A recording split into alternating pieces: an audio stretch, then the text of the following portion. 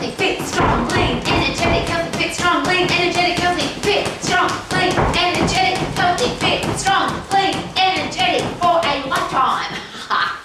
Wouldn't that be awesome? To have a body that works for you every single day. But how do you know what actually works, what hurts, what works in the short term and then stops working, and how do you stay healthy, fit, strong, lean, energetic for a lifetime? As an adult, I'm sure you have experienced many different kinds of eating plans, exercise plans, experts telling you what to do, what not to do. If you open up social media, there are millions of experts telling us what to eat, when to eat, how much exercise to do, how many sets, how many reps, all the things that come with exercise and eating that may or may not make sense to you. But who knows your body better than you do? And the most important thing is, of course, what do you want? Not what does a social media influencer want for you, not even what a doctor tells you or an allied health professional or a personal trainer or a gym owner. What do you want? And as an exercise professional, I've been doing this all of my life. And one of the things I will never do is tell people what to eat or how to exercise, because I don't know your body as well as you do.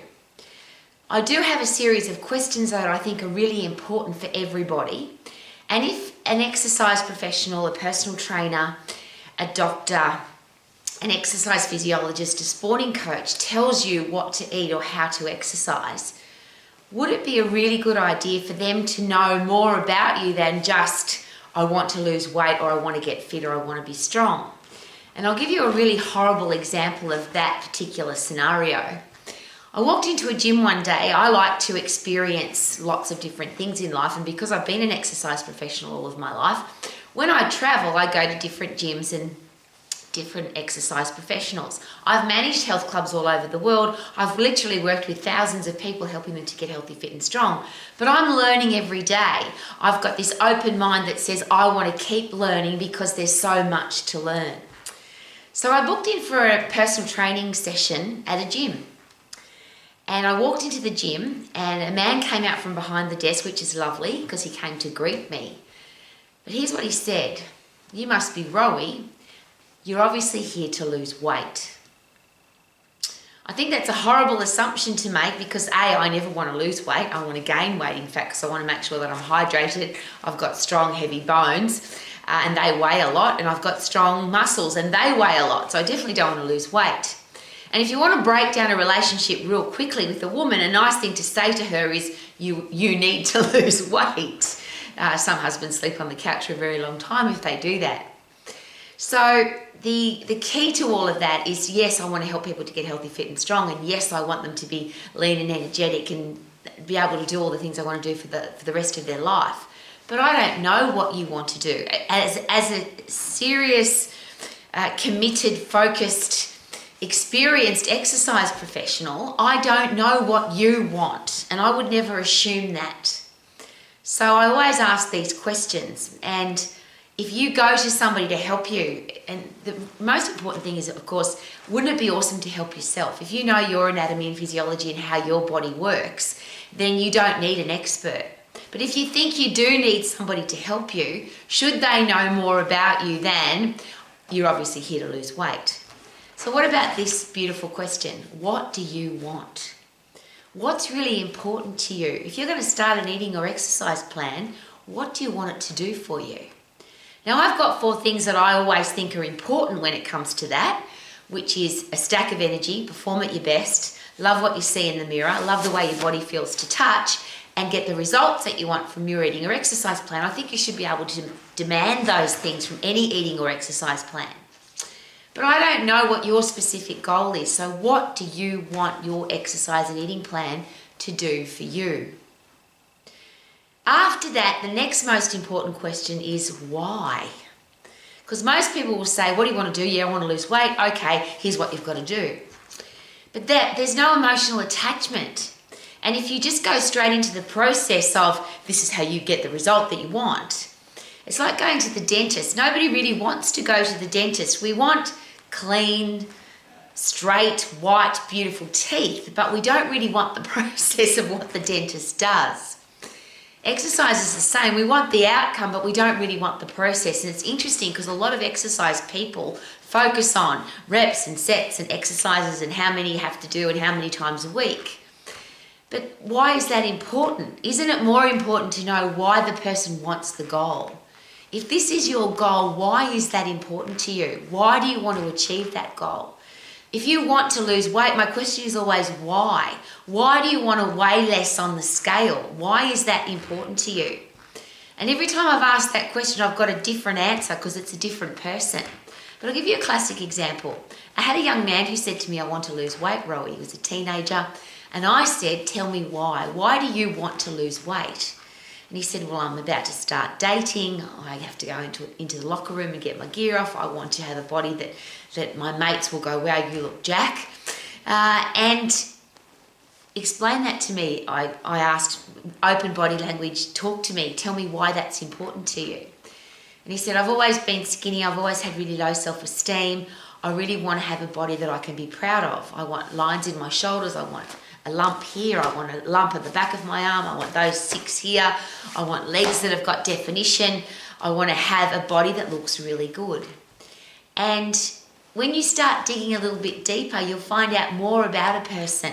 And if your exercise professional, your personal trainer doesn't know that about you, what do you want and why do you want it, then how can they possibly help you? The next question is where, and this young man explained beautifully where he wanted to get results. But technically he didn't want to lose weight either. He literally wanted to gain weight because he wanted to put on muscle size. So if I'd just taken the first answer, which was lose weight, I could have gone, well, here's how you lose weight, and gone into a big long lecture spiel, and I don't know enough. I can't give information when I don't know what the person really wants. So where do you want this goal to happen?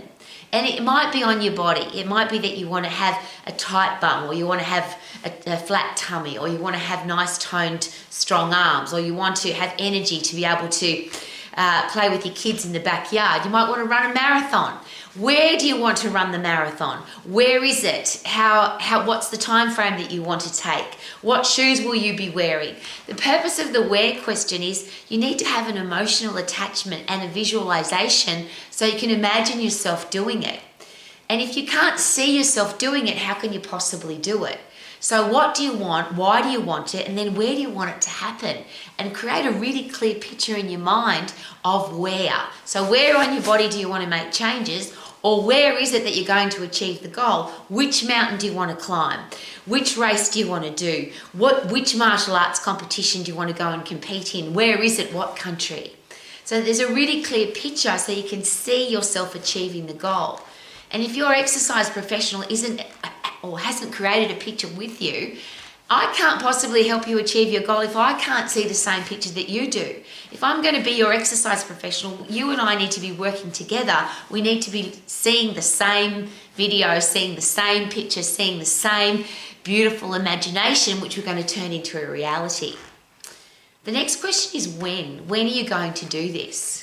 And not hopefully, maybe eventually sometime in the future, because your brain can't deal with that. Elite athletes understand that. Every elite athlete has a very specific goal. Olympic athletes have the toughest one because it's only every 4 years. World championships. It might be a local competition. It might be a family reunion. It might be a wedding. What is the exact specific time frame for you to achieve this goal? What's the day? What's the time? When? How long have we got to make this happen? And again, if I'm your exercise professional and I'm going to help you achieve your goal, how can I help you achieve your goal if I don't even know when you want to achieve it? That time frame is incredibly important. And for you to focus, there needs to be a specific time so that you can say to yourself when you wake up in the morning, 16 more days or 36 more days or 28 more days, it doesn't matter as long as you know exactly when it is, exact day, date and time. So now you've got a picture and now you've got a specific time frame. Then there's a really great question, which is how will you feel when you achieve that goal? And I always ask for 3 very strong, powerful words. Describe for me. Put yourself in the picture. you've achieved the goal, how does it make you feel? Because obviously we do things for emotional reasons. We don't do things logically. We don't buy things for logical reasons. We don't get into relationships for logical reasons. We live our life by how it's going to make us feel. So how will you feel when you achieve that exact specific goal on that exact specific day, and you're standing there and you've done it? You're standing in the mirror looking at the body that you've always wanted. You're at the end of the race and you've achieved the goal. How does that make you feel?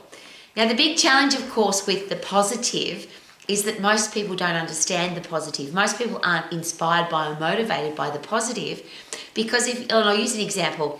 If you've never worn a bikini, or it's been 25 years since you've worn a bikini, and you say that your goal is, I want to have a summer beach body, but it's been a really long time or you've never had one, you can imagine it, but you don't really know how it's going to make you feel. You can imagine, but it's not a reality. The reverse of that, the pain of not achieving your goal. So how will you feel if you don't achieve your goal? What will happen if you go up another clothes size or 2 or 3? What will happen if you have less energy? What will happen if you look in the mirror and you like what you see even less? How will you feel if you don't get through the race because you're not fit enough and you're not strong enough? How will you feel on your wedding day if you don't fit into your wedding dress and look amazing? Because often the pain is far more powerful and much more of an emotional driver than the pleasure of achieving a goal. So maybe if you're really serious about achieving your goals, you might need to put a bit more pain into not achieving your goal. The next question I always ask is, are you on track or off track? If you're on track to achieving your goal, you're really committed and you're disciplined and you're focused, that's a different headspace than if, maybe, hopefully, eventually I'll achieve my goal. And I'll use an example for this, and there's 2 reasons I'd like to share. One is I never want to have communication with somebody to help them achieve their goals if there's somebody else there. And this example proved this as a solid reason why. I had 2 friends who came to see me together I'm a personal results coach. I help people achieve their goals, but the 2 women came together. And they both had exactly the same goal, which was to lose weight, which is very common, of course. And one lady said that she wanted to lose weight, hopefully, eventually, maybe, sometime in the future. And the other lady said, on the 24th of December at 7 o'clock, I'm going to my work Christmas party and I'm not going as the fat chick ever again. They were her words, not mine. But she was so committed and so focused, knew exactly the right time, knew exactly the date, knew exactly how she wanted to feel. And of course the question is, which one of those people achieved their goals more quickly, or which one didn't achieve their goal at all? Now, when I put the other lady on her own, the one that wasn't sure what she really wanted, we dug a little bit deeper. She shared with me that the reason that she wanted to lose weight was because her husband wanted her to lose weight. And of course, somebody else wanting you to do something may not be the right reason. And I asked her very specifically, what do you really want? And she had no desire to change the way she looked, and certainly had no desire to lose weight.